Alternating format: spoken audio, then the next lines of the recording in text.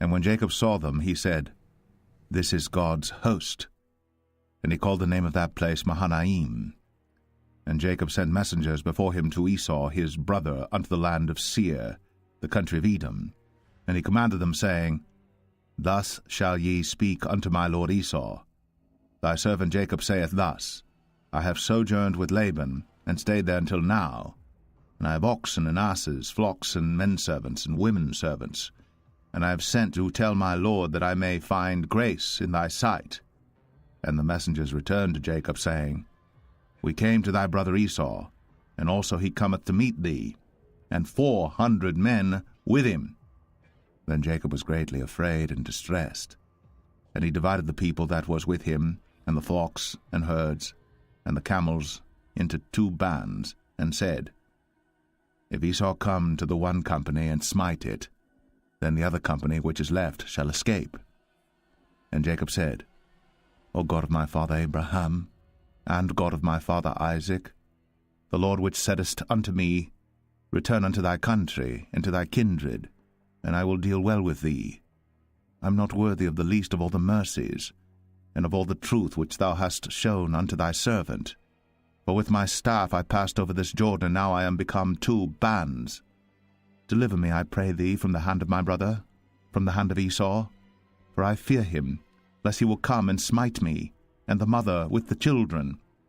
And thou saidest, I will surely do thee good, and make thy seed as the sand of the sea, which cannot be numbered for multitude. And he lodged there that same night, and took of that which came to his hand a present for Esau his brother, 200 she-goats, and 20 he-goats, 200 ewes, and 20 rams, 30 milch camels with their colts, 40 kine, and 10 bulls, 20 she-asses, and 10 foals. And he delivered them into the hand of his servants, every drove by themselves, and said unto his servants, Pass over before me, and put a space betwixt drove and drove. And he commanded the foremost, saying, When Esau my brother meeteth thee, and asketh thee, saying, Whose art thou? And whither goest thou? And whose are these before thee? Then thou shalt say, They be thy servant Jacob's. It is a present sent unto my lord Esau, and behold, also he is behind us. And so commanded he the second and the third, and all that followed the drove, saying, On this manner shall ye speak unto Esau, when ye find him. And say ye moreover, Behold, thy servant Jacob is behind us. For he said, I will appease him with the present that goeth before me, and afterward I will see his face. Peradventure he will accept of me. So went the present over before him, and himself lodged that night in the company.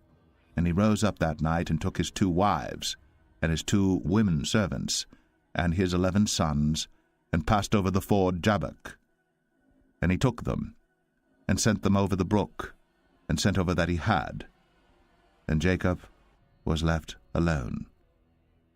And there wrestled a man with him until the breaking of the day.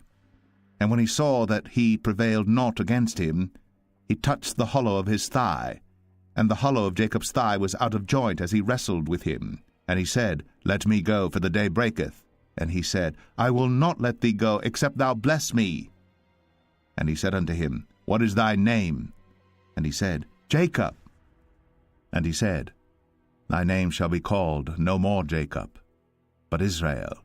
For as a prince hast thou power with God and with men, and hast prevailed. And Jacob asked him, and said, Tell me, I pray thee, thy name. And he said, Wherefore is it that thou dost ask after my name? And he blessed him there. And Jacob called the name of the place Peniel, for I have seen God face to face, and my life is preserved. And as he passed over Penuel, the sun rose upon him, and he halted upon his thigh.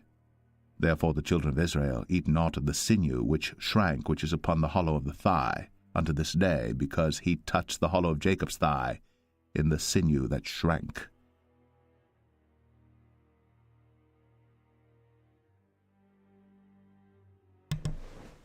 The transformation of Jacob to Israel. Let's read it again.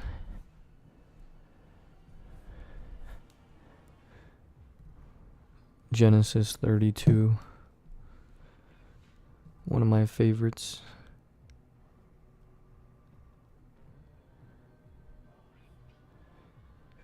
And Jacob called the place Peniel, for I have seen God face to face, and my life is preserved. And when he changed his name, he said, Thy name shall be called no more Jacob, but Israel, for as a prince hast thou power with God and with men, and hast prevailed. King James Version, right? What does the different versions say? Like NIV.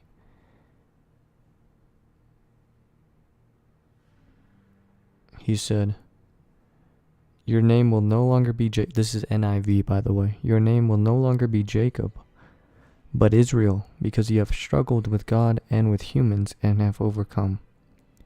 That makes no sense compared to King James Version that says, Thy name shall be called no more Jacob, but Israel, for as a prince hast thou power with God and with men, and has prevailed. Very interesting stuff. I gotta go, guys.